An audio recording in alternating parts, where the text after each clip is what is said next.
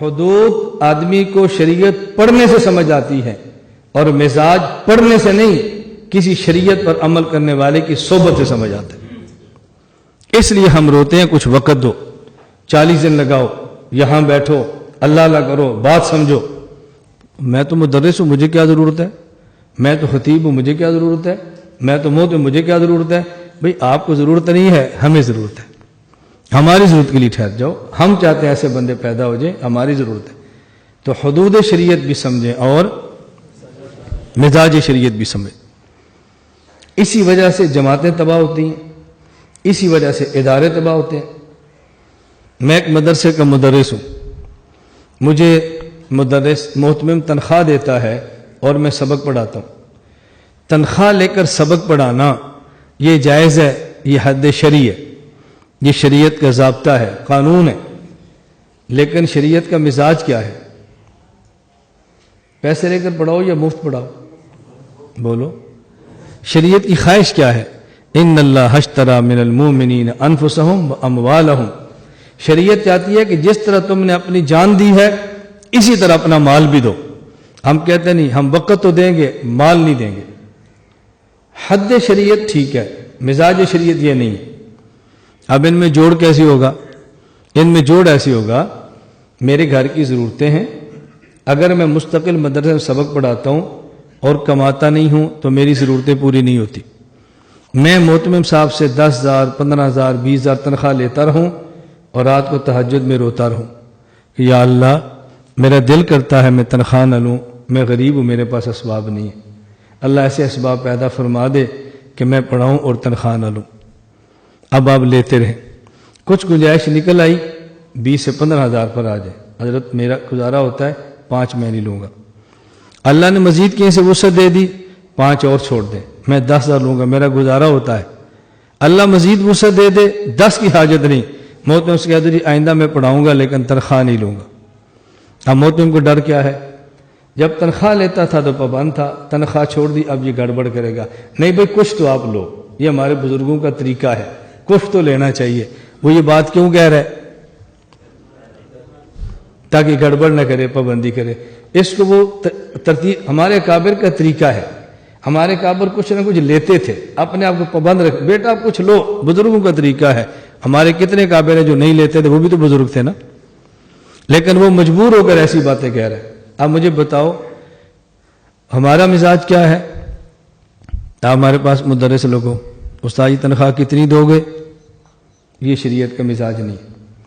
پڑھانا شروع کر دو، ہمارے ذمہ آپ کی تنخواہ کا خیال کریں۔ آپ 2 مہینے چل سکتے ہو چلو، پھر آپ کو استاد جی ہمارا گزارا نہیں ہوتا، کچھ بڑھا دیں۔ میرا نہیں گزارا ہو رہا، میری مجبوری ہے، میرے حالات ایسے ہیں۔ ٹھیک ہے بھائی کچھ تنخواہ بڑھا دو ان کی۔ ہمارا مزاج کیا ہے؟ تنخواہ لگ گئی، خطیب لگ گئے، مدرس لگ گئے، پڑھانا شروع کر دیا، اور جو ہی اللہ نے وسعت دے دی، تنخواہ کے محتاج نہیں ہے، فوراً پڑھانا چھوڑ دیں۔ کیوں؟ اللہ کا شکر ہے اب ہمارا کام چلتا ہے، میں ہنسا نہیں رہا، اللہ کا شکر ہے ہمارا گزارا ہوتا ہے، اب ہمیں محتمم کی ٹی سی کرنے کی ضرورت نہیں ہے۔ اس کا مطلب یہ کہ پہلے آپ دنیا کے لیے پڑھا رہے تھے، اللہ کے لیے نہیں پڑھا رہے تھے۔ اگر اللہ کے لیے پڑھا رہے تھے اب آپ کو مزید توجہ سے پڑھانا چاہیے، اللہ کا شکر ادا کرتے ہوئے، اور محتمم کے ساتھ مالی تعاون کرنا چاہیے، اپنا مدرسہ سمجھتے ہو۔ ہم نے اس پر ہی پیسے لگانے ہیں تو میں اپنا نہ بنا لوں، اس کے مدرسے پر ضرور لگانے۔ یہ مزاج شریعت نہیں ہے۔ تو حدود بھی سمجھیں اور مزاج بھی سمجھیں۔ مزاج سمجھ آتا ہے کسی شریعت سمجھنے والے، عمل کرنے والے کی صحبت ہے، اور حدیں سمجھ آ جاتی ہے پڑھنے سے۔ اس لیے پڑھنا کافی نہیں ہے، صحبت شرط ہے۔ اگر پڑھنے سے مسئلے حل ہوتے تو مولانا قاسم ننوتوی، مولانا رشید احمد گنگوہی جیسا بنتا، حاجی امداد اللہ مہاجر مکی کی قدم بوسی کبھی نہ کرتا۔ صرف پڑھنے سے مسئلے حل ہوتے تو مولانا شرف علی تھانوی جیسا بندہ تھانہ بھون جا کر کبھی ڈیرا نہ لگاتا۔ خدا کے لیے آپ اس بات کو سمجھو، اللہ کے لیے اس بات، میں اپنا نہیں کہتا میرے پاس ٹھہرو، مجھے دفع کرو۔ کوئی جو بندہ شریعت بھی سمجھتا ہے، طریقت بھی سمجھتا ہے، اس کے جا کر بیٹھ جاؤ، یہ تلاش کرو، تلاش کرو۔ عقیدے میں مستحکم کون ہے، عقائد میں پختہ کون ہے، عملی زندگی کس کی ٹھیک ہے، اور تجربہ کون رکھتا ہے، جاؤ اس کے قدموں میں جا کر بیٹھ جاؤ. میں ایک بات کہنے لگا ہوں، پہلے لوگ کہتے تھے، میں آج اپنے منہ سے کہتا ہوں، اور کہنے کا مقصد وہ میں بعد میں عرض کر دوں گا. آپ پورے عرض پہ بندہ تلاش کرو. نمبر 1 حافظ بھی ہو، قاری بھی ہو، عالم بھی ہو، میدان کا مجاہد ہو، نام کا نہیں، میدان کا مجاہد ہو، جیل کا اسیر ہو، اپنی جماعت کا امیر ہو، حضرت شیخ زکریا، حضرت مدنی، حضرت تھانوی، تینوں اکابر کے سلسلے سے پیر ہو، اپنے مدرسے کا مدرس ہو، صاحب قلم مصنف ہو، اور گھر میں اس کی 4 بیویاں ہوں، اپنے گاؤں کا ذمہ دار ہو. کرے عرض پہ ایک بندہ تلاش کرو. جب مل جائے تو مجھے نام بتانا، اور جب ملے تو پھر قدر کرو. پھر اس کو گالیاں دے کے مسترد نہ کرو، اس کی ناقدری نہ کرو، اس کو دھکے مت دو، پھر اس کی قدر کرو. ایک وقت آئے گا تمہیں اللہ صفات عطا فرمائیں گے. یہ میں نے بات کیوں کی ہے؟ مجھے ایک صاحب کہتے ہیں کیا بعض باتیں اپنے منہ سے کہہ دیتے ہیں، اپنی باتیں خود کہہ دیتے ہیں. میں نے کہا آپ اس کو تعلی سمجھتے ہیں، عجب سمجھتے ہیں، خود نمائی سمجھتے ہیں، ریاکاری سمجھتے ہیں؟ تو مجھے یہ بتاؤ کہ شیخ زکریا کی آپ بیتی اب کس کھاتے میں ڈالو گے؟ کس کھاتے میں ڈالو گے؟ مفتی رشید احمد رحمۃ اللہ علیہ کی انوار رشید کس کھاتے میں اب ڈالو گے؟ حضرت مدنی کی نقش حیات کس کھاتے میں ڈالو گے؟ فرق کیا تھا؟ آپ ان کو بزرگ سمجھتے ہیں، ان کی بات کو اہمیت دیتے ہیں، ہمیں نہیں سمجھتے، ہماری بات ماننے کے لیے تیار نہیں. میں بعض مدارس میں جاتا ہوں، کبھی طلباء کا مدرسہ ہوتا ہے، کبھی طالبات کا ہوتا ہے، اور ہوتا ہے ختم بخاری. تو ان کا طرز کیا ہوتا ہے کہ ادھر سے تاریخ مولانا عبداللہ صاحب سے لے لی، ادھر سے مجھ سے لے لی. میں مثال دے رہا ہوں. تو استاد جی بیان آپ کریں گے، آخری حدیث شیخ الحدیث مولانا عبداللہ صاحب پڑھائیں گے. یہ فرق کیوں کیا ہے؟ وہ سمجھتے ہیں بھی بزرگ وہ ہیں، متقی وہ ہیں، شیخ وہ ہیں، سند ان سے ہو جائے، اور خطیب یہ ہے، تقریر اس کی ہو جائے. پھر میں مذاق میں کہتا ہوں بھی آئندہ دفعہ تقریر بھی میں کروں گا، ختم بخاری بھی میں کروں گا، ذرا بخاری پر مجھے بھی بولنے دو، ہماری بھی بخاری سنو نا، ہماری بخاری بھی سنو. ایک دفعہ ایک بہت عجیب لطیفہ پیش آیا. میں بعض باتیں نجی مجلس میں سنا دیتا ہوں نام لیے بغیر، کھلے عام میں تھوڑا سا جھجکتا ہوں کہ کوئی منفی اس کا رنگ نہ لے لیں. ختم بخاری تھی ایک بنات کے مدرسے میں، وہاں میرا بھی بیان تھا. چونکہ میرا بیان تھا، میں نیک تو ہوں نہیں، خطیب آدمی ہوں. ایک شیخ صاحب سے آخری کتاب النکاح کی حدیث انہیں پڑھانی تھی. اب کتاب النکاح کی جو آخری حدیث ہے اس پر جو ترجمہ الباب امام بخاری نے قائم کیا ہے، اب ترجمہ الباب کا ترجمہ کرنا تھا. تو ترجمہ کیا کریں؟ پڑھنے والی بچیاں ہیں، ان کو کیسے ترجمہ کریں؟ تو امام بخاری رحمہ اللہ فرماتے ہیں قول الرجل لصاحبہ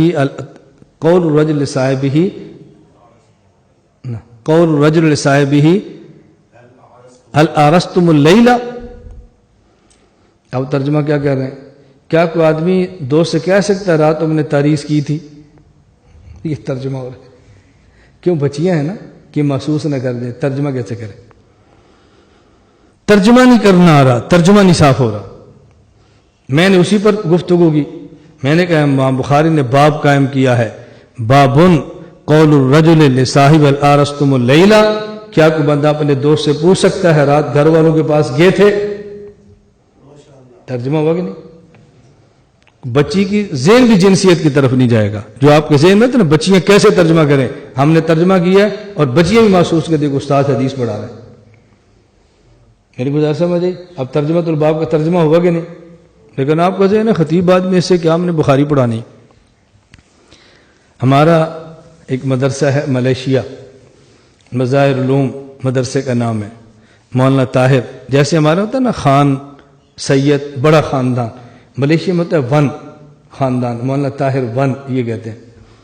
تو گزشتہ سال دورہ حدیث تھا اس کا. اب دیکھو ملیشیا کیا ہے، شافی ہے. تو مجھے انہوں نے کہا استاد جی میری خواہش ہے کہ آخری میرے استاد آپ ہیں، چونکہ تخصص میں نے آپ پاس کیا ہے، تو ہماری ختم بخاری بھی آپ کرائیں. تو پھر غالباً یہ 22 اپریل 2016 تھا یا 23 تھا، ختم بخاری میں نے کرائی. انہوں نے کہا استاد جی ہماری خواہش ہے ہر دفعہ بخاری کی آخری حدیث آپ پڑھایا کریں طلبہ. علماء آئے، پھر میں نے نکات پیش کیے، پھر میں ترجمۃ الباب پہ بات کی، پھر حدیث کی بنیاد پر میں نے آدھا گھنٹہ بات کی۔ اور ان کا عجیب اعزاز تھا، ان کی حفظ کے استاد مولانا عبد الغنی، کوالالمپور پاکستان مسجد کی خطیب، یہ ان کی حفظ کے استاد ہے، اور تخصص کا استاد میں ہوں۔ مولانا عبد الغنی بھی میرے حفظ کے ساتھی ہیں، مجھ سے بڑے ہیں، میرے مرید ہیں اور خلیفہ مجاز ہیں، اور یہ مولانا طاہر بھی مجھ سے بیعت بھی ہیں، شاگرد بھی ہیں، خلیفہ مجاز بھی ہیں۔